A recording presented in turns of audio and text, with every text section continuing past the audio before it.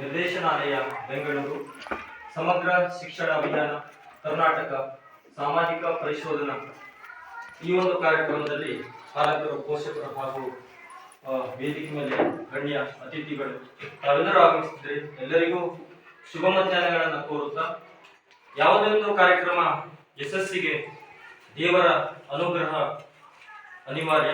ಹಾಗಾಗಿ ದೇವರ ಪ್ರಾರ್ಥನೆಯನ್ನು ಮಾಡಲು ನಮ್ಮ ಶಾಲೆಯ ವಿದ್ಯಾರ್ಥಿನಿಯರು ಆಗಮಿಸಿದರು.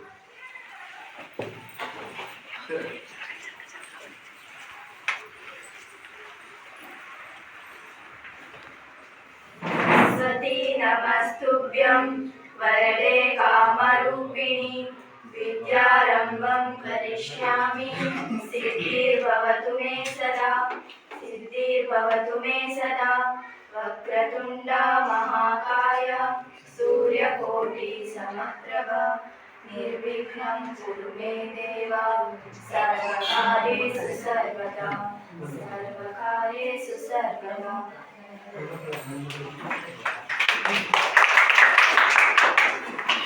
ಸುಮಧುರವಾಗಿ ಪ್ರಾರ್ಥನೆ ಗೀತೆಯನ್ನು ಆಡಿದಂತ ಲಕ್ಷ್ಮೀಶ್ ಅವರಿಗೆ ಈಗ ಬಂದಂತಹ ವೇದಿಕೆಯಲ್ಲಿ ಆಸೀನರಿದ್ದಂತಹ ಗಣ್ಯ ವ್ಯಕ್ತಿಗಳನ್ನ ಸ್ವಾಗತಿಸಲು ನಮ್ಮ ಶಾಲೆಯ ಮುಖ್ಯೋಪಾಧ್ಯಾಯರು ಅರುಣ್ ಸರ್ ಅವರು ನೆರವೇರಿಸಿಕೊಳ್ಳಬೇಕಾಗಿ ಅವರಿಗೆ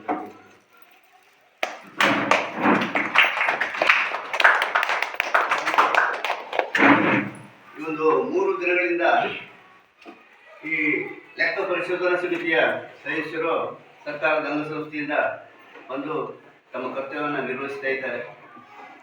ಈ 3ನೇ ದಿನ ಪಾಲಕರು ಮತ್ತು SDMCಯ ಸದಸ್ಯರು ಎಲ್ಲ ಸೇರಿ ಸಭೆಯನ್ನು ಏರ್ಪಡಿಸಿದರು. ಆದರೆ ಏನೋ ಕಾರಣಾಂತರಗಳಿಂದ ಪಾಲಕರಿಗೆ ಬರಲಿಕ್ಕಾಗಲಿಲ್ಲ. ಅದೇ ರೀತಿ SDMCಯ ಸದಸ್ಯರು ಸಹ ಕಡಿಮೆ ಸಂಖ್ಯೆಯಲ್ಲಿ ಬಂದಿದ್ದಾರೆ. ಅದರಿಂದ ಮುಂದಿನ ಸಭೆಯಲ್ಲಾದರೂ ಬರಬೇಕು. ಯಾಕಂದರೆ ಒಂದು ಕಾರ್ಯಕ್ರಮ ಅಂದಮೇಲೆ ಆ ಸದಸ್ಯರು ಅಲ್ಲಿ ಸಕ್ರಿಯವಾಗಿ ತೊಡಗಿಕೊಂಡು ಇರಬೇಕಾಗ್ತದೆ. ಆದರೆ ಹಿಂದೂ ಹಾಗೆ ಸಭೆ ಕರೆದ್ರೆ ನೋಟಿಸ್ ಕೊಟ್ಟರು ಸಹ ಒಂದು 2 ಮಂದಿ ಬರ್ತಾರೆ, ಕೋರಮ್ ಆಗುವುದಿಲ್ಲ. ಸಹ ನೋವಿನ ಸಂಗತಿ. ಆದರೆ ಮುಂದೆ ಆ ಮಕ್ಕಳು ಹಾಗೆ ಮಾಡ್ತಾರೆ. ಕೆಲವೊಂದು ಮಕ್ಕಳು ಹೋಗ್ಕೊಂಡು ಹೇಳುವುದಿಲ್ಲ, ಕೆಲವು ಮಕ್ಕಳು ಹೇಳ್ತಾರೆ, ಹೇಳಿದ್ರು ಪಾಲಕರು ಬರುವುದಿಲ್ಲ. ಪಾಲಕರು ಸಹ ಜವಾಬ್ದಾರಿಯನ್ನು ತೆಗೆದುಕೊಳ್ಬೇಕಾಗ್ತದೆ. ನಾವು ನಮ್ಮಿಂದ ಏನಾದರೂ ಸಮಸ್ಯೆ ಆಗಿದ್ದು ಸಹ ನಿಮ್ಮ ಹತ್ರ ಕ್ಷಮೆಯನ್ನು ಕೇಳ್ತಾ ಈ ಒಂದು ಕಾರ್ಯಕ್ರಮದ ಅಧ್ಯಕ್ಷತೆಯನ್ನು ವಹಿಸಿದ ತಿಮ್ಮಣ್ಣ ಅವರಿಗೆ ನಮ್ಮ ಶಾಲೆಯ ಪರವಾಗಿಯೂ, ಶಿಕ್ಷಕರ ಪರವಾಗಿಯೂ, ಅದೇ ರೀತಿ ಪಾಲಕರ ಪರವಾಗಿಯೂ, ಮುಗ್ದು ವಿದ್ಯಾರ್ಥಿಗಳ ಪರವಾಗಿಯೂ ಒಂದು ಸ್ವಾಗತವನ್ನು ಕೊಡ್ತೇನೆ. ಹಾಗೆಯೇ ಈ ಲೆಕ್ಕ ಪರಿಶೋಧನಾ ಸಮಿತಿಯ ಮುಖ್ಯಸ್ಥರಾಗಿ ಆಗಮಿಸಿದಂತಹ ಗೀತಾ ವಾಗ್ವಾರಿ ಅವರಿಗೂ ಸಹ ಎಲ್ಲರ ಪರವಾಗಿಯೂ ಅದೇ ರೀತಿ ಈ ಒಂದು ವೇದಿಕೆಯಲ್ಲಿ ಉಪಸ್ಥಿತರಿದ್ದಂತಹ ಶಿಕ್ಷಕ ವೃಂದಕ್ಕೂ ಸಹ ಸ್ವಾಗತವನ್ನು ಕೋರುತ್ತೇನೆ. ಈ ಒಂದು ಕಾರ್ಯಕ್ರಮಕ್ಕೆ ಆಗಮಿಸಿ ನಮ್ಮೆದುರು ಉಪಸ್ಥಿತರಿದ್ದಂತಹ ಎಲ್ಲ ಪಾಲಕರಿಗೂ, ಅದೇ ರೀತಿ SDMCಯ ಸದಸ್ಯರಿಗೂ ಸಹ ಸ್ವಾಗತವನ್ನು ಕೋರ್ತೇನೆ. ಹಾಗೆಯೇ ಒಂದು ವಿದ್ಯಾರ್ಥಿಗಳಿಗೂ ಸಹ ಸ್ವಾಗತವನ್ನು ಕೊಡ್ತಾ 12 ಮಾತನ್ನು ಮುಗಿಸ್ತೇನೆ. ಅಚ್ಚುಕಟ್ಟಾಗಿ ವೇದಿಕೆ ಮೇಲೆ ಆಸೀನರಿದ್ದಂತಹ ಹಾಗೂ ಬಂದಂತಹ ಎಲ್ಲ ವ್ಯಕ್ತಿಗಳನ್ನ ಮನದಾಳದಿಂದ ಸ್ವಾಗತಿಸಿದ ಅರುಣ್ ಸರ್ ಅವರಿಗೆ ಧನ್ಯವಾದಗಳು. ಈಗ ಕಾರ್ಯಕ್ರಮದ ಪ್ರಮುಖ ಘಟ್ಟ ಜ್ಞಾನದ ಬಲದಿಂದ ಅಜ್ಞಾನದ ಕೇಡಯ್ಯ ಎನ್ನುವ ಸಂದೇಶದೊಂದಿಗೆ ಭಾರತದ ಹಿಂದೂ ಧರ್ಮದ ಪೂರ್ವಜರಿಂದಲೂ ಕೂಡ ದೀಪ ನಮಗೆ ಜ್ಞಾನದ ಸಂಕೇತ. ಈ ಒಂದು ಕಾರ್ಯಕ್ರಮವನ್ನ ವೇದಿಕೆ ಮೇಲೆ ಅಧ್ಯಕ್ಷರ ಈ ಒಂದು ದೀಪ ಬೆಳಗುವುದರ ಮೂಲಕ ಈ ಒಂದು ಕಾರ್ಯಕ್ರಮವನ್ನ ಉದ್ಘಾಟಿಸಬೇಕಾಗಿ ಅವರಲ್ಲಿ ಕೇಳ್ಕೊಳ್ತಿದ್ದೇವೆ.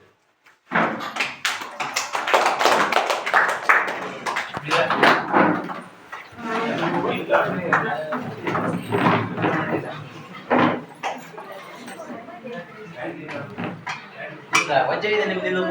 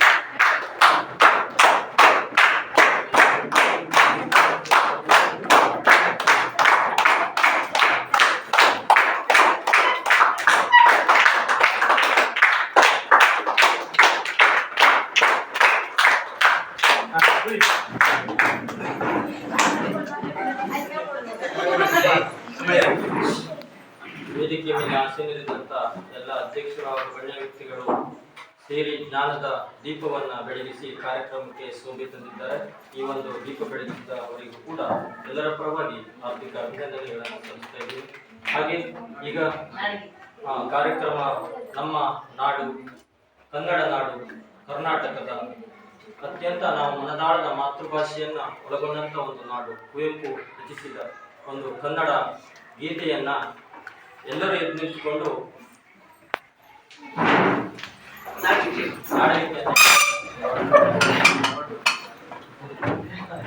परेड विश्राम, परेड सावधान, एक साथ नाटगीत शुरू कर। जय भारत जननीय तनुजाते, जय हे कर्नाटक माते, जय सुंदर नदीवनಗಳ ನಾಡೆ, जय हे रस ಋಷಿಗಳ ಬೀಡೆ, ಭೂದೇವಿಯ ಮಕುಟದ ನವಮಣಿಯೇ, ಗಂಧದ ಚಂದದ ಹೊನ್ನಿನ ಗಣಿಯೇ, ರಾಘವ ಮಧುಸೂದನರವತರಿಸಿದ ಭಾರತ ಜನನಿಯ ತನುಜಾತೆ, ಜನನಿಯ ಜೋಗುಳ ವೇದದ ಸುಂದರವಾಗಿ ನಾಟಕವನ್ನು ಹೇಳಿದಂತಹ ಎಲ್ಲರಿಗೂ ಹೃದಯಪೂರ್ವಕ ಅಭಿನಂದನೆಗಳು. ಈಗ ಕಾರ್ಯಕ್ರಮದ ಪ್ರಮುಖ ಘಟ್ಟ ಈ ಒಂದು ಕಾರ್ಯಕ್ರಮದ ಪ್ರಾಸ್ತಾವಿಕ ನುಡಿಗಳನ್ನ ಗೀತಾ ಗಾಂವ್ಕರ್ ಅವರು ನೆರವೇರಿಸಿಕೊಳ್ಳಬೇಕಾಗಿ ಅವರಿಗೆ ಕೇಳ್ಕೊಳ್ತೀನಿ. ಎಲ್ಲರಿಗೂ ನಮಸ್ಕಾರ. ವೇದಿಕೆಯ ಮೇಲೆ ಉಪಸ್ಥಿತ ಗಣ್ಯರೇ ಹಾಗೂ ಇಲ್ಲಿ ನೆರೆದಿದ್ದ ಪಾಲಕ ಪೋಷಕರೇ, ಶಿಕ್ಷಕ ವೃಂದದವರೇ, ಮುದ್ದು ಮಕ್ಕಳೇ, ಇವತ್ತಿನ ಈ ಒಂದು ಸಭೆ ನಮಗೆಲ್ಲ ಈ ಶಾಲೆಗೆ ಸ್ಕೂಲಿಗೆ ಇದೊಂದು ಹೊಸದು ಅಂತ ಅನಿಸ್ತಾ ಇದೆ. ಇಲ್ಲಂತಲ್ಲ, ಈ ವರ್ಷದಿಂದ ಈ ಸಭೆಗಳು ಇನ್ನು ಕಂಟಿನ್ಯೂ ಆಗ್ತಾ ಇರ್ತದೆ. ಇದು ಯಾಕೆ ಆಗ್ತದೆ, ಇದ್ರ ಬಗ್ಗೆ ಏನು ಕಾಲತ್ರಿಗೆಲ್ಲ ಅನಿಸ್ಬೋದು. ಇವ್ರೇನಪ್ಪ ಬಂದು ಕಿರಿಕಿರಿ ಕೊಡ್ತಾರೆ, ನಾವೆಲ್ಲ ಹೋಗ್ತಿದ್ವಿ, ಬರ್ಲಿಕ್ಕೆ ಆಗ್ತಾ ಇಲ್ಲ, ಅಂತ ಇದು ಮಾಡಿ ಕಳಿಸಿದ್ದಾರೆ ಅಂತ ಹೇಳ್ಬೋದು. ಆದ್ರೆ ಇದ್ರ ಮಹತ್ವ ನಿಮ್ಗೆ ಏನಂತ ಗೊತ್ತಾಗ್ಬೇಕು, ಯಾಕೆ ಇದನ್ನ ಮಾಡ್ತಾ ಇದ್ದೀವಿ ಅನ್ನೋದು ಗೊತ್ತಾಗಬೇಕು ಅನ್ನೋ ಉದ್ದೇಶದಿಂದ ನಿಮ್ಮೆಲ್ಲರನ್ನ ಕಳಿಸಿ ನಾವು ಈ ಸಭೆಯನ್ನು ಮಾಡ್ತಾ ಇದ್ದೀವಿ. ನಿಮ್ಗೆ ಈ ಸಭೆ ಇವತ್ತು ನಮ್ಮ ಸ್ಟೇಟ್ ಲೆವೆಲ್ ಅಲ್ಲಿ ಆನ್ಲೈನ್ ನಲ್ಲಿ ಅಪ್ಲೋಡ್ ಆಗಿ ವಾಸರಕುದಿಗೆ ಶಾಲೆಯಲ್ಲಿ ಇವತ್ತು ಸಭೆ ಇದೆ ಅಂತ ಈ ಒಂದು ವಿಡಿಯೋನ ನಾವು ಅಪ್ಲೋಡ್ ಮಾಡ್ತೇವೆ ಇದ್ರೊಳಗೆ. ಅವಾಗಲ್ಲಿ ಪ್ರತಿಯೊಂದು ಶಾಲೆಯಲ್ಲೂ ಸಹಿತ ಅಲ್ಲಿ ನಿಮ್ಗೆ ಯಾವಾಗ ನೋಡಿದ್ರು. ಜೊತೆಗೆ ಇದು ಯಾಕೆ ಮಾಡಿದ್ದಾರೆ ಅಂದ್ರೆ, ಸಾಮಾನ್ಯವಾಗಿ ನಿಮ್ಗೆ ಗೊತ್ತಿದೆ, ಸರ್ಕಾರದಲ್ಲಿ ಸಾಕಷ್ಟು ಯೋಜನೆಗಳು ಬಂದಿದೆ. ಆ ಯೋಜನೆಗಳು ಸರಿಯಾಗಿ ಜನರಿಗೆ ಮುಟ್ತಾ ಇದೆಯೋ ಇಲ್ವೋ ಅನ್ನೋ ದೃಷ್ಟಿಯಿಂದ ಪರಿಶೀಲನೆ ಮಾಡುವ ಸಲುವಾಗಿ ಈ ಸಾಮಾಜಿಕ ಪರಿಶೀಲನೆ ಅಂತ ಸಮಾಜದೊಡನೆ ಮಾಡುವಂಥದ್ದು. ಸಾಮಾನ್ಯವಾಗಿ ನಿಮ್ಮ ಶಾಲೆಯಲ್ಲಿ ಇನ್ಸ್ಪೆಕ್ಷನ್ ಆಗ್ತದೆ, ಬೇರೆ ಆಡಿಟ್ ಆಗ್ತದೆ, ಮತ್ತೆ ಯಾರು ಬಂದು ಆಡಿಟ್ ಮಾಡ್ತಾರೆ. ಆದ್ರೆ ಅದು ಯಾವುದಕ್ಕೂ ಈ ಸಭೆ ಇರಲಿಲ್ಲ. ನಮ್ಮ ಈ ಸಾಮಾಜಿಕ ಪರಿಶೀಲನೆ ಇರ್ತದಲ್ಲ, ಅದಕ್ಕೆ ಮಾತ್ರ ಈ ಸಭೆ ಕಡ್ಡಾಯವಾಗಿರ್ತದೆ. ಯಾಕೆ ಕಾರಣ ಏನು ಕೇಳಿದ್ರೆ, ಜನರಿಗೆ ಜನಸಾಮಾನ್ಯರಿಗೆ ಪ್ರತಿಯೊಂದು ಅರಿವಿರಬೇಕು, ಅವರಿಗೆ ಸರಿಯಾದ ಫಲಾನುಭವಿಗಳಿಗೆ ಅವ್ರಿಗೆ ಸರಿಯಾದ ತಲುಪಿದೆಯೋ ಇಲ್ವೋ, ಅದ್ರ ಮಾಹಿತಿ ಪಾಲಕರಿಗೆ ಇದೆಯೋ ಇಲ್ವೋ, ಎಲ್ಲ ಒಂದು ವಿಷಯಗಳನ್ನ ತಿಳ್ಕೊಳ್ಬೇಕು ಮತ್ತು ಜೊತೆಗೆ ದಾಖಲಾತಿಗಳನ್ನು ಯಾವ ರೀತಿ ನಿರ್ವಹಿಸಿದ್ದಾರೆ ಅನ್ನೋದನ್ನ ಪರಿಶೀಲಿಸುವುದರಿಂದ ನಮ್ಮ ಈ ಸಾಮಾಜಿಕ ಪರಿಶೋಧನೆಯನ್ನ ಇದಕ್ಕೆ ಅಳವಡಿಸಿದ್ದಾರೆ. ಈ ಸಾಮಾಜಿಕ ಪರಿಶೋಧನೆ ಅಂದ್ರೆ ತಮಗೆಲ್ಲ ಸಾಧಾರಣ ಗೊತ್ತುಂಟೋ ಏನೋ ಗೊತ್ತಿಲ್ಲ. ನಾವು ಮಹಾತ್ಮ ಗಾಂಧಿ ರಾಷ್ಟ್ರೀಯ ಉದ್ಯೋಗ ಖಾತ್ರಿಯಲ್ಲಿ ಯಾವಾಗ ಹುಟ್ಟುಕೋದು ಅವಾಗಿಂದ ಈ ಸಾಮಾಜಿಕ ಪರಿಶೋಧನೆ ಹುಟ್ಕೊಂಡಿದೆ. ಸಾಮಾನ್ಯವಾಗಿ ಪ್ರತಿ 6 ತಿಂಗಳಿಗೊಮ್ಮೆ ನಾವು ಪಂಚಾಯತ್ನಲ್ಲಿ ನರೇಗಾ ಸಾಮಾಜಿಕ ಪರಿಶೋಧನಾ ಸಭೆ ಅಂತ ಮಾಡ್ತೀವಿ. ಈಗೀಗ ಹೋದ ವರ್ಷದಿಂದ ವರ್ಷಕ್ಕೊಂದ್ಸಲ ಮಾಡ್ತಾ ಇದ್ದಾರೆ. ವರ್ಷಕ್ಕೊಂದ್ಸಲ ಆ ಸಭೆಯನ್ನು ಮಾಡಿದಾಗ ಅಲ್ಲೂ ಸಹಿತ ಕೂಲಿಕಾರರಿಗೆ, ನರೇಗಾ ಫಲಾನುಭವಿಗಳು ಮತ್ತು ನರೇಗಾ ಕೂಲಿಕಾರರಿಗೆ ಹೆಚ್ಚಿನ ಆದ್ಯತೆಯನ್ನು ಕೊಡ್ತಾರೆ. ಇಲ್ಲಿ ಪಾಲಕ ಸಭೆ ಆದ್ದರಿಂದ ಪಾಲಕರು, ಪೋಷಕರು ಈ ಸಭೆಯ ರೂವಾರಿಗಳಾಗಿರ್ತಾರೆ. ಇದಕ್ಕೆ ಕಾರಣ ಏನು ಕೇಳಿದ್ರೆ, ಅವರಿಗೆ ಈ ಶಾಲೆಯಲ್ಲಿ ಏನ್ ನಡೀತಾ ಇದೆ, ಏನೇನು ಸವಲತ್ತುಗಳಿದೆ, ಯಾವ ರೀತಿ ನಡೀತಾ ಇದೆ, ಇವೆಲ್ಲ ವಿಷಯಗಳು ಎಲ್ಲರಿಗೂ ಗೊತ್ತಿರುವುದಿಲ್ಲ. ಕೆಲವು ಜನರಿಗೆ ಗೊತ್ತಿದ್ರು ಸಹಿತ ಅವರಿಗೆ ಹೇಳ್ಕೊಳ್ಳಿಕ್ಕೆ ಆಗೋದಿಲ್ಲ. ಇಂಥ ಪರಿಸ್ಥಿತಿ ಇರೋದ್ರಿಂದ ಅದನ್ನ ಎಲ್ಲರಿಗೂ ಗೊತ್ತಾಗಬೇಕು, ಎಲ್ಲರೂ ಒಗ್ಗಟ್ಟಾಗಿ ನಡೀಬೇಕು ಅನ್ನೋ ದೃಷ್ಟಿಯಿಂದ. ಅಂದ್ರೆ ಈಗ ವಿದ್ಯಾರ್ಥಿಗಳು ಮತ್ತು ಶಿಕ್ಷಕರು ಅಥವಾ ಪಾಲಕ, ಪೋಷಕರು ಮತ್ತು ಶಿಕ್ಷಕರು ಒಂದು ನಾಣ್ಯದ 2 ಮುಖಗಳಿದ್ದಂತೆ. ಯಾಕೆ ಅಂತ ಕೇಳ್ಬೋದು ನೀವು. ನಾವು ಹಿಂದೆ ಕಲಿಬೇಕಾದ್ರೆ ಏನಿತ್ತು ಅಂದ್ರೆ ಶಿಕ್ಷಣವನ್ನ ಕೊಡ್ತಿದ್ರು, ನಾವು ಮಧ್ಯಾಹ್ನ ಹೋಗಿ ಊಟ ಮಾಡ್ಕೊಂಡ್ ಬರ್ತಿದ್ವಿ, ಇಲ್ಲಾಂದ್ರೆ ಊಟ ಗತಿನೇನ ಬಿಡಿ, ಸಂಜೆ ಹೋಗಿ ಮತ್ತೆ ಮನೆಗೆ ಹೋಗ್ತಿದ್ವಿ. ಶಿಕ್ಷಣವನ್ನು ಕಲಿಸ್ತಿದ್ವಿ, ಮನೆಯಿಂದಾನೇ ಪಟ್ಟಿ, ಪುಸ್ತಕ, ಬಟ್ಟೆ ಎಲ್ಲಾನು ತಂದೆ ತಾಯಿಗಳೇ ಕೊಡ್ತಾ ಇದ್ವಿ. ಆದ್ರೆ ಈಗ ಸರ್ಕಾರ ಏನ್ ಮಾಡ್ತಾ ಇದೆ ಅಂದ್ರೆ, ಕಳೆದ ಸುಮಾರು ವರ್ಷದಿಂದ ಮಕ್ಕಳಿಗೆ ಏನೇನು ಅನುಕೂಲ ಇದೆ, ಪ್ರತಿಯೊಂದು ವರ್ಷನೂ ಒಂದೊಂದು ಜಾಸ್ತಿ ಮಾಡ್ತಾ ಇದೆ. ತಮಗೆಲ್ಲ ಗೊತ್ತಿರುವಂತೆ ಪ್ರತಿಯೊಂದು ಸವಲತ್ತುಗಳನ್ನ ಕೊಡ್ತಾ ಇದೆ. ಈಗಾಗಲೇ ತಮಗೆಲ್ಲ ಗೊತ್ತಿರುವಂತೆ ನಾವು ಏನ್ ಕೇಳ್ತಾ ಇದ್ದೇವೆ, ನಿಮಗೆ ಸರ್ಕಾರದಿಂದ ನಿಮ್ಮ ಮಕ್ಕಳಿಗೆ ಏನೇನ್ ಸಿಗ್ತಾ ಇದೆ ಅಂತ ಯಾರಾದ್ರೂ ಹೇಳ್ತೀರಾ? ಪಾಲಕರು ಮಕ್ಕಳಿಗೆ ಸರ್ಕಾರದಿಂದ ಏನೇನ್ ಕೊಡ್ತಾ ಇದ್ದಾರೆ ಅನ್ನೋದನ್ನ ಪಾಲಕರು ಯಾರಾದ್ರೂ ಹೇಳಿದ್ರು? ಈಗ ನಮಗೆ ತಿಳಿದ ಮಟ್ಟಿಗೆ ಶೂಸ್ ಕೊಡ್ತಾರೆ, ಬುಕ್ಸ್ ಕೊಡ್ತಾರೆ. ನಮ್ಮ ಗಮನಕ್ಕೆ ಬಂದಿರೋದು ಶೂಸ್, ಪುಸ್ತಕ, ಆಮೇಲೆ ಊಟ ಇದೆ, ಮೊಟ್ಟೆ ಕೊಡ್ತಾರೆ.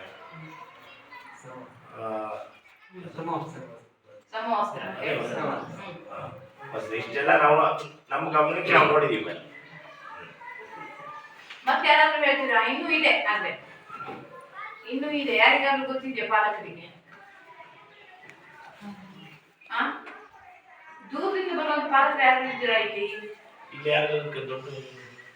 ದೂರದಿಂದ ಬರುವಂತವ್ರು ಇವರೊಬ್ಬ ನೀವು ಅನ್ಸರ? ಮಕ್ಕಳು ಯಾರಿದೆ ದೂರದಿಂದ ಬರೋರು?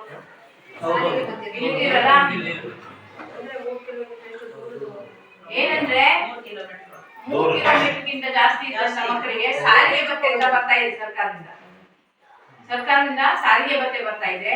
ಅದನ್ನ ಆನ್ಲೈನ್ ನಲ್ಲಿ ತುಂಬಬೇಕಾಗ್ತದೆ. ತುಂಬಿ ನಂತರ ನಿಮ್ಗೆ ಸಿಗ್ತದೆ. ಈ ಸಲ ಮೇಡಮ್ ಏನು ಹೇಳಿದ್ರು? ಹೋದ್ ಸಲ ಮಾಡಿದ್ದೆ ನಾನು, ಮೊದ್ಲಿಂದ ಬಂದಿತ್ತದು ಗೊತ್ತಿಲ್ಲ ಹೇಳ್ಬೇಕು, ಇದು ಮಾಡ್ಲಿಲ್ಲ. ಹೋದ್ ಸಲ ಮಾಡಿದ್ದೆ, ಈಗ ಹಾಕಿರಂತೆ ಅದಿನ್ನು ಮಕ್ಕಳ ಬಂದ್ ಮುಟ್ಲಿಲ್ಲ. 6,000 ಬರ್ತದೆ. ಮಕ್ಕಳು 15 ಮಕ್ಕಳು ಕೊಟ್ಟಿದ್ದೆ. ಅಲ್ಲ, ಸಾರಿಗೆ ಮತ್ತೆ ವಿಷಯನ ನಾವಂತೂ ನಮ್ಗೆ ಗೊತ್ತಿಲ್ಲ. ಅಲ್ಲ, ನಿಮ್ಮಲ್ಲಿಲ್ಲ, ಸಮೀಪದವರಿಗಿಲ್ಲ. ನಮ್ಗಲ್ಲ, ದೂರದವ್ರಿಗೆ ಅವ್ರಿಗೆ ಹಾಕಿದ್ದೆ ನಾನು. ಮಕ್ಕಳ ಚಾಯ್ಸ್ ಮಾಡಿ ಓದೋರ್ಸಿ ಕಳಿಸಿ. 3 ಕಿಲೋಮೀಟರ್ಗಿಂತ ಹೆಚ್ಚು ದೂರ 3 ಕಿಲೋಮೀಟರ್ ದೂರ ಬಿಡ್ತಾರೆ. ಅಂದ್ರೆ ಈಗ ದೂರದಿಂದ ಬರುವಂತ ಮಕ್ಕಳಿಗೆ ಪ್ರಯಾಣ ಭತ್ಯೆ ಅಂತ ವರ್ಷಕ್ಕೆ 6,000 ರೂಪಾಯಿ ಕೊಡ್ತಾರೆ. ಮೊದಲೇ ಫಸ್ಟ್ ಟೈಮ್ ಏನಾಗಿದ್ದು 2,400 ರೂಪಾಯಿ ಬಂದಿದೆ ಮೊದಲೇ. ಅದರ ನಂತರ 6,000 ರೂಪಾಯಿ ಬರ್ತಾ ಇದೆ. ಕಳೆದ 3 ವರ್ಷದಿಂದ ನಡೀತಾ ಇದೆ ಇದು. ಗೊತ್ತಿಲ್ಲ. ಹೋದರ್ಸೆ ನಾನು ಮಾಡಿದ್ದೆ, ಅಂದ್ರೆ ಈ ಮಕ್ಕಳು ಮಾಡುವ. ನೋಡ್ರಿ, ಯಾಕೆ ನಿಮ್ಮನ್ನ ಕರೆದಿ ಅಂತ ಇವತ್ತು ಅಂತ ಹೇಳಿದ್ರಿ, ಪಾಲಕರಿಗೆ ಶಿಕ್ಷಕರಿಗೆ ಮತ್ತು ಮಕ್ಕಳಿಗೆ ಕಾಂಬಿನೇಷನ್ ಇಲ್ಲ ಅಂದ್ರೆ ಏನ್ ಸಿಗ್ತದೆ ಅಂದ್ರೆ ಸೌಲಭ್ಯ, ಆತ್ಮೀಯತೆ ಇಲ್ಲ ಅಂದ್ರೆ ಸೌಲಭ್ಯ ಏನ್ ಸಿಗ್ತದೆ ಸರಿ ಗೊತ್ತಾಗುದಿಲ್ಲ. ಏನೇನ್ ಇದಿದೆ ಅನ್ನೋದು ನಿಮ್ಗೂ ಸಹಿತ ಗೊತ್ತಾಗುದಿಲ್ಲ. ಅಟ್ಲೀಸ್ಟ್ ನೀವು ಯಾಕೆ ನೀವ್ ಹೇಳ್ಬೋದು, ಮೇಡಮ್ ನಾವು ಕೆಲ್ಸಕ್ಕೆ ಹೋಗಿರ್ತೇವೆ ಬರ್ಲಿಕ್ಕಾಗ್ತದ ಅಂತ. ದಯಮಾಡಿ ಹಾಗೆ ಮಾಡಬೇಡಿ. ಮತ್ತೆ ಫಸ್ಟ್ ಮತ್ತೊಂದು ಹೇಳ್ರಿ, ನಿಮ್ಮ ಮಕ್ಕಳಿಗೆ ಪ್ರಥಮವಾಗಿ ಹೇಳ್ತಾ ಇದ್ದೇನೆ, ನೀವು ಪ್ರತಿ ದಿವಸ 1-2 ನಿಮಿಷ 5 ನಿಮಿಷ ನಿಮ್ಮ ಮಕ್ಕಳನ್ನು ಕಾಯ್ಕೋಬೋದು. ನೀವು ಇಲ್ಲಿಂದ ಹೋದ ತಕ್ಷಣ ಏನ್ ಊಟ ಮಾಡಿದ್ದೀರಿ, ಏನ್ ತಿಂದಿದ್ದೀರಿ, ಏನ್ ಕಲ್ತಿದ್ದೀರಿ, ಏನ್ ಬರೀಲಿಕ್ಕೆ ಕೊಟ್ಟಿದ್ದಾರೆ, ಮತ್ತೆ ಏನ್ ಶಿಕ್ಷಕರು ಏನ್ ಹೇಳಿದ್ದಾರೆ, ಇದಿಷ್ಟನ್ನ ನೀವು ಮಕ್ಕಳಿಗೆ ಮಾತೆಯರು ನಾವು ಏನಂದ್ರೆ ನಾವು ಸಹಿತ ನಮ್ಮ ಮಕ್ಕಳನ್ನ ನಾವು ಜವಾಬ್ದಾರಿಯಿಂದ ನಾವು ನೋಡೋದು ನಮ್ಮ ಕೆಲಸ ಅಲ್ಲ. ಪುರುಷರು ಅಲ್ವಾ ಅಂತ ಕೇಳ್ಬೋದು.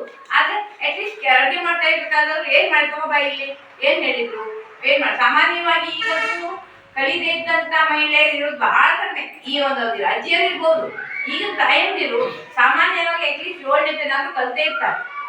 ಒಪ್ಕೊಳ್ತೀರ ಇದನ್ನ?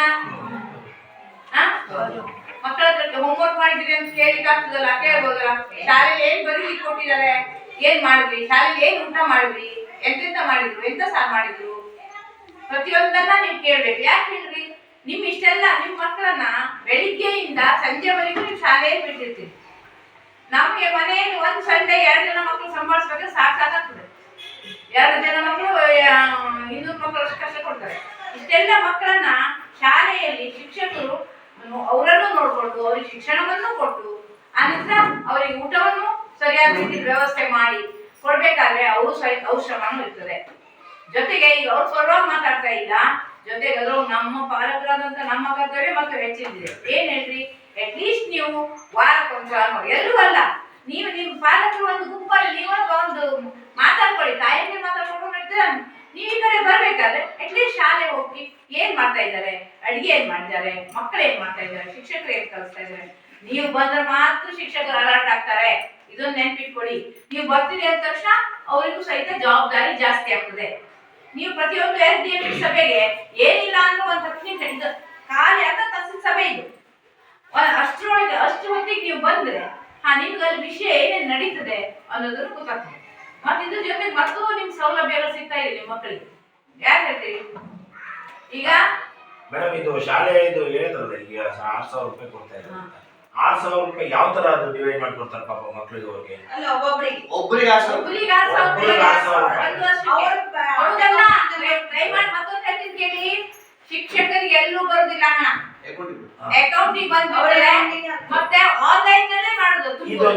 ಇದು ಎಷ್ಟು ವರ್ಷದಿಂದ ಇದೆ ಮೇಡಮ್? 3-4 ಪಾಪ ನಮ್ಮ ಮಕ್ಕಳಿಗೆ ಯಾಕೋ ಅನುಕೂಲನೇ ತಗೊಂಡಿಲ್ವ? ಮಾಡ್ಲಿಲ್ಲ. ನಾನು ಅದಕ್ಕೆ ಕೇಳ್ಕೊಂಡು ಹೋದ ವರ್ಷ ಮಾಡಿದೆ ನಾನು. ನೋಡ್ರಿ, ಇದು ಯಾಕೆ ಆಗ್ಲಿಲ್ಲ ಹೇಳ್ರಿ? ಪಾಲಕರ ಶಿಕ್ಷಕರ ಸಂಬಂಧ ಅಷ್ಟದ ಇತ್ತು ಅಂತ ತಿಳ್ಕೊಳ್ಬೇಕು ನಾವು. ನೋಡಿ, ಬ್ಯಾಟ್ಗಳಿ ಮಕ್ಕಳು ಎಲ್ಲರೂ ಕೇಳ್ಸ್ಕೊಳ್ರಿ, ವರ್ಷಕ್ಕೆ 6,000 ರೂಪಾಯಿ ನೀವು ಬಿಡ್ತಾ ಇದ್ದೀರಾ ನೀವು ಪಾಲಕರು ನಿಮ್ಮ ಇದರಿಂದ. ನೀವು ಮಕ್ಕಳಲ್ಲೂ ಇರ್ತದೆ ಅದು, ಮಕ್ಕಳು ಸಹಿತ ಬೇರೆ ಮಕ್ಕಳ ಜೊತೆ ಮಿಕ್ಸ್ ಆದಾಗ ಅವ್ರ ಕೇಳಿದಾಗ ಅವ್ರು ಎಷ್ಟು ಎಲ್ಲ ಇದೇ ವರ್ಷ ಶಾಲೆ. ಮತ್ತೆ ನಾನು ಈಗಾಗಲೇ 21 ಶಾಲೆ ಆಡಿಟ್ ಆಗಿದೆ ಈ ಸಲ ಅನುಕೂಲ ತಾಲೂಕಲ್ಲಿ. ಇದು 22ನೇ ಶಾಲೆ. ಇದೊಂದೇ ಶಾಲೆಗೆ 25 ಅಂತ ಹೇಳಿ ಬರ್ಲಿಲ್ಲ ಅಂತ ಹೇಳ್ತಾ ಇದ್ರು. ಇದೊಂದೇ ಶಾಲೆಗೆ ದಯಮಾಡಿ ಪಾಲಕರು ಸಹಿತ ತಿಳಿದವರಿದ್ದೀರಿ, ಕಲ್ತವರಿದ್ದೀರಿ, ನೀವು ಸಹಿತ ಜವಾಬ್ದಾರರಾಗಬೇಕು. ಏನೇನು ಎಲ್ಲ ಮತ್ತು ಆನ್ಲೈನ್ ತುಂಬುದೆ, ಪಾಲಕರೇ ಹೋಗಿ ತುಂಬುದು, ಶಿಕ್ಷಕರು ಹೋಗಿ ತುಂಬುದಲ್ಲ. ಅಟ್ಲೀಸ್ಟ್ ಶಿಕ್ಷಕರು ಲೀಸ್ಟ್ ಅನ್ನ ಕೊಡ್ಲಿಕ್ಕೆ ಅವಕಾಶ ಇದೆ ಅವರಿಗೆ. ಅದು ಬಿಟ್ಟು ಮೊದಲೇನಿತ್ತು ಕೇಳಿದ್ರು, ನಮ್ಮ ಕಾಲದಲ್ಲಿ ಏನಾದ್ರು ಮಾಡಿದ್ರೆ ಶಾಲೆಯಿಂದಲೇ ಬಂದು ಹೋಗ್ಬೇಕಿತ್ತು. ಆರಂಭದಲ್ಲಿ ಆಗಿತ್ತು ಶಾಲೆ. ಅಲ್ಲ ಮೇಡಮ್, ಇವಾಗ ನಾವು ಬಹಳಷ್ಟು ಕಾಳಜಿ ತಂದು ಹೋದ ವರ್ಷ ಯಾರು ಈ ವಿಷಯನ ಪ್ರಸ್ತಾಪನೆ ಮಾಡಿಲ್ವಲ್ಲ. ಹೋದ ವರ್ಷ ತುಂಬಿದೆ, ಹೋದ ವರ್ಷನೇ ಈಗ ಬರೋದು. ಈ ವರ್ಷ ಈಗ ಮತ್ತೆ ಮಾಡ್ಬೇಕು, ಬಿಡ್ತಾರೆ. ಅಲ್ಲ ಮೇಡಮ್, ಈ ಪ್ರಸ್ತಾಪನೆ ಬಂದು ನೀವು ಗೊತ್ತೇ ಇಲ್ಲ. ಅದೇ ಪಾಪ ಅವ್ರಿಗೆ 1 ವರ್ಷದ್ದು ದುಡ್ಡು ಬಂದಿಲ್ಲ. ಫಸ್ಟ್ ವರ್ಷ 2,400 ರೂಪಾಯಿ ಬಂದಿತ್ತು. ಆ ನಂತರ ಅದು ಕಡಿಮೆ ಆಯ್ತು ಅಂತ ದೃಷ್ಟಿಯಿಂದ ಈ ಪ್ರತಿ ಮಕ್ಕಳಿಗೆ ಪ್ರತಿ ಅಂದ್ರೆ 3 ಕಿಲೋಮೀಟರ್ಗಿಂತ ದೂರ ಇದ್ದ ಮತ್ತೆ ಅಲ್ಲೂ ಇಲ್ಲೂ ಇನ್ನೊಂದಿದೆ. ಏನಂದ್ರೆ ಉದಾಹರಣೆಗೆ ನಮ್ಮ ಮಗುನೇ ನಮ್ಮ ರಿಲೇಷನ್ ಮಗು ಒಂದು ನಮ್ಮ ಮನೇಲಿ ಬಂದು ಉಳ್ಕೊಂಡು ಶಾಲೆ ಹೋಯ್ತು, ಅವರಿಗಿಲ್ಲ. ಯಾಕೆ ಅಂದ್ರೆ ಅವ್ರಿಗೆ ಶಾಲೆ ಸಮೀಪದ ಅಜಿವೆ ಮತ್ತು ಮಾಡಿದ್ರೆ ಆ ಕಡೆ ಎಲ್ಲ ಇಲ್ಲಿ ತುಂಬಾ ದೂರದಿಂದ ಬರ್ತಾರಲ್ಲಿ. ಬೇರೆ ಬೇರೆ ಯಾರ್ಯಾರ್ದೋ ಮನೆ ಉಳಿತಾರೆ ಪಾಪ ಮಕ್ಕಳು, ಸಂಬಂಧಿಕರ ಮನೆಯಲ್ಲ, ಹಿಂಗೆ ಪರಿಚಯದವ್ರ ಮನೆ ಉಳ್ಕೊಂಡು ಶಾಲೆ ಬರ್ತಾರೆ. ಅವ್ರಿಗೆ ಸಹಿತ ಸಿಗ್ತಾ ಇಲ್ಲ ಅಂದ್ರೆ ಅವ್ರ ಮನೆ ಉಳ್ಕೊಂಡು ಬರ್ತಾರಲ್ಲ, ಅವ್ರ ಮನೆ ಉಳಿದಿದ್ರೆ ಅವ್ರು ಬೆಳಿಗ್ಗೆ ಶಾಲೆ ಬರ್ಲಿಕ್ಕೆ ಆಗುದಿಲ್ಲ. ಈ ಪರಿಸ್ಥಿತಿ ಇದೆ, ಅಂತ ಪರಿಸ್ಥಿತಿ ಇದೆ. ಅದಕ್ಕಾಗಿ ಆಮೇಲೆ ಇದ್ರ ಜೊತೆಗೆ ಇನ್ನೊಂದಂದ್ರೆ ಈಗ ನೋಡಿ, ಮೊದಲೇ 1-2 ಮೊಟ್ಟೆ ಕೊಡ್ತಾ ಇದ್ರು, ಈಗ ಪ್ರತಿ ದಿನ ಮೊಟ್ಟೆ ಕೊಡ್ತಾ ಇದ್ದಾರೆ ದಿವಸ. ನಾಳೆ ಮಕ್ಕಳು ನೀವು ಸಹಿತ SDM ಎಲ್ಲ ಬಂದು ಅಷ್ಟು ಜನ ಬಂದು SDM ಮತ್ತು ಪಾಲಕರು ಬಂದು ಚರ್ಚೆ ಮಾಡ್ಕೊಂಡು ಸಣ್ಣ ಮಕ್ಕಳಿಗೆಲ್ಲ ದಿವಸ ಕೊಟ್ಟರಾಗೋದು ಹೇಗೆ ಎಲ್ಲ ವಿಚಾರವನ್ನ ಮಾಡ್ಕೊಳ್ಳಿ. ಯಾಕೆ ಕೇಳಿದ್ರೆ ನಾಳೆ ಸಮಸ್ಯೆ ಆಗೋದು ಬೇಡ ಅದರಿಂದ. ಇನ್ನೊಂದೇನಂದ್ರೆ ಮತ್ತು ಈಗ ಸವಲತ್ತುಗಳು ಸಿಗ್ತಾ ಇದೆ. ಡಾಕ್ಟರ್ ಬರ್ತಾರೆ ಟೆಸ್ಟ್ ಮಾಡಿ, ಗೊತ್ತಿದ್ಯಾ? ಎಷ್ಟು ಜನ ಪಾಲಕರಿಗೆ ಗೊತ್ತಿದೆ? ಗೊತ್ತಿದೆ ಅಲ್ಲ, ಅದು ಸರ್ಕಾರದ ಇದೆ. ಜಂತುಔಷಧ ಕೊಟ್ಟಿದ್ದಾರೆ.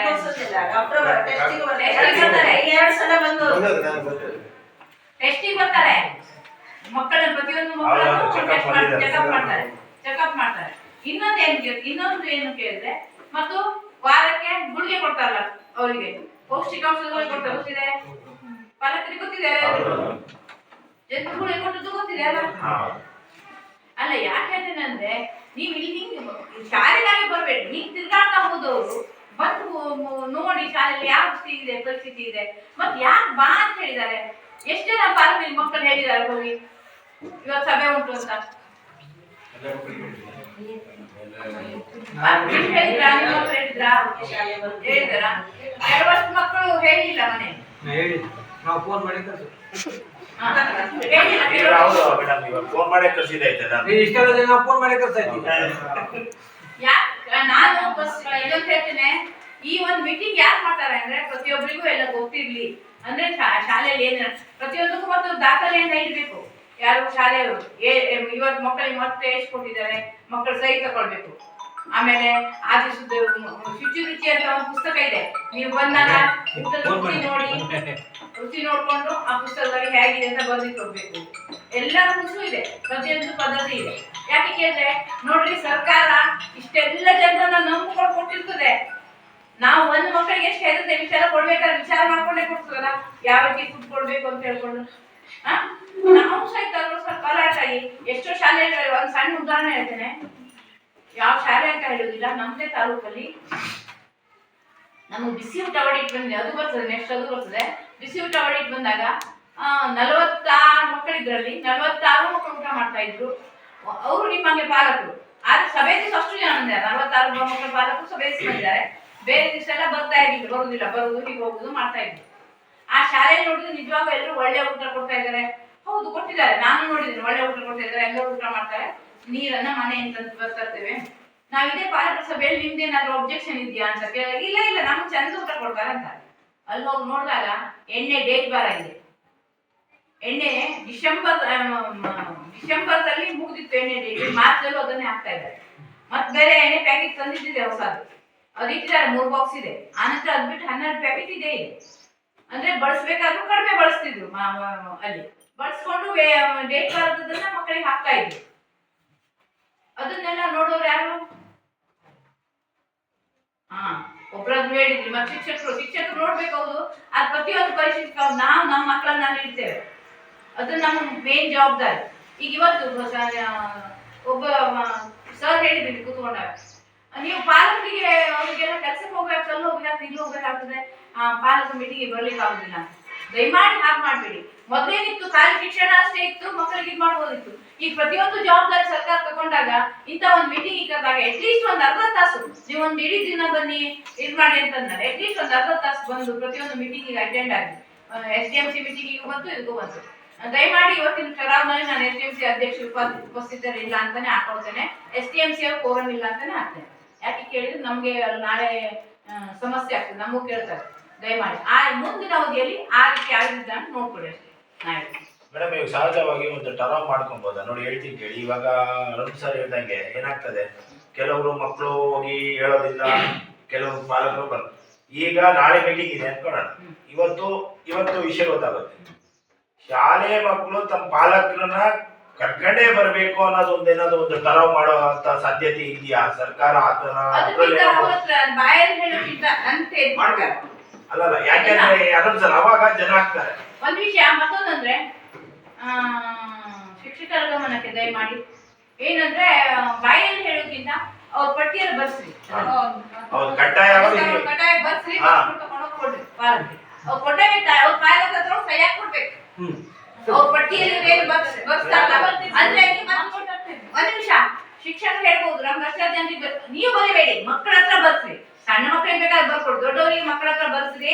ಅದ್ರ ಮೇಲೆ ಮಾಮಂದು ಅಪ್ಪಂದು ಸಹಿ ತಗೊಬನ್ನಿ ಅಂತ ಹೇಳಿ, ಆವಾಗ ಗೊತ್ತಾಗ್ತದೆ. ಈಗ ನಾನು ಒಂದು ಮಾತು ಹೇಳ್ತೇನೆ ಸರ್, ಒಂದ್ ಸಣ್ಣ ಉದಾಹರಣೆ ಅಂದ್ರೆ, ಈಗ ನಿನ್ನೆ ಅವ್ರು ಕರೆದಕ್ಕೆ ಪ್ರೂಫ್ ಏನಿದೆ ಬೇಕಲ್ಲ, ಪ್ರೂಫ್ ಇರ್ಲೇಬೇಕಲ್ಲ. ಅದಕ್ಕಾಗಿ ನಾ ಏನ್ ಹೇಳ್ತಾ ಇದ್ದೇನೆ ಅಂದ್ರೆ, ದಯಮಾಡಿ ಮತ್ತೆ ಈಗಂತೂ ಪ್ರತಿಯೊಂದಕ್ಕೂ ಫೋಟೋ ದಾಖಲೆ ಇಲ್ದೇನೆ ಯಾವುದೂ ಆಗುದಿಲ್ಲ, ಪ್ರತಿಯೊಂದು ದಾಖಲೆ ಸಹಿತನೇ ಇರ್ಬೇಕಾಗ್ತದೆ. ಅದಕ್ಕಾಗಿ ಮುಂದಿನ ಅವಧಿಯಲ್ಲಿ ನೀವು ಪ್ರತಿಯೊಂದು ಸಭೆ ಹಾಜರಾಗಿ ಮಾತೇ ನಿಮ್ಗೆ ಹೇಳ್ತೇನೆ. ಯಾಕೆ ಅಂದ್ರೆ ನನ್ನ ಗಂಡನಿಂದ ಹಿಡಿದು ಬಂತು, ನಾವು ಜೆಂಟ್ಸಿಗೆ ನಾವು ಹೇಳಿಕ್ಕೆ ಇಲ್ಲ ಸಾವಿರ ಕೆಲಸ ಇರ್ತದೆ, ಆದ್ರೆ ಅಟ್ಲೀಸ್ಟ್ ನಮ್ಮ ಮಕ್ಕಳಿಗಾಗಿ ನಾವು ಬಂದ್ರೆ ಇದು ನಮಗೂ ಅನುಕೂಲ, ಶಾಲೆಗೂ ಒಂದು ಶೋಭೆ. ಬರ್ತಾರಂತ ಶಿಕ್ಷಕರು ಅಲರ್ಟ್ ಆಗ್ತಾರೆ, ನೀವು ಸಭೆಗೆ ಬರ್ಲಿಲ್ಲ ಅಂತ ಏನೂ ಇಲ್ಲ, ನೀವು ಸಭೆಗೆ ಬರ್ತೀರಿ ಅಂದಾಗ ಅವರು ಸಹಿತ ಅಲರ್ಟ್ ಆಗ್ತಾರೆ. ಯಾಕೆ ಹೇಳಿ, ಬರ್ತಾರೆ ನಾಳೆ ನಮ್ಮ ಕೇಳ್ತಾರೆ ಇದು ಮಾಡ್ತಾರೆ ಅನ್ನೋದು. ಅದಕ್ಕಾಗಿ ನಾನು ನಿಮ್ಮದು ಏನಂತೇನೆಂದ್ರೆ, ಇಲ್ಲಿ ನಿಮ್ಮ ಜವಾಬ್ದಾರಿನೂ ಬಹಳ ಇದೆ.